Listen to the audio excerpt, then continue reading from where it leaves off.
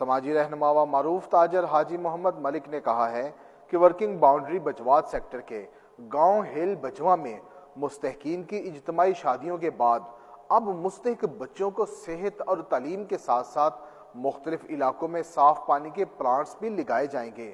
مزید جانتے ہیں نمائندہ سیالکوٹ جنید خان بابر سے۔ جی جنید، آگاہ کیجئے گا، کیا تفصیلات ہیں آپ کے پاس اس حوالے سے؟ جی، سماجی رہنما معروف تاجر حاجی محمد مالک نے کہا کہ ورکنگ باؤنڈری بجوات سیکٹر کی یونین کونسل وڈگرہ کے دیہات ہیل بجوا کے مستحقین اپنے حقوق سے کبھی محروم نہیں رہیں گے۔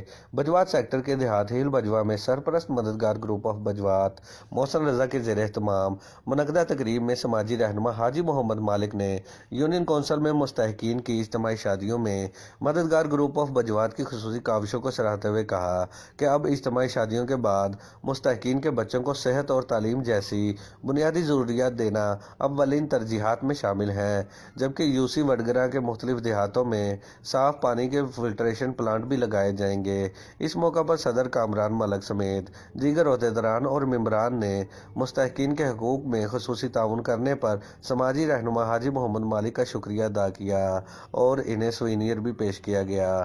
جی بہت شکریہ جنید، ہمیں آگاہ کرنے کا۔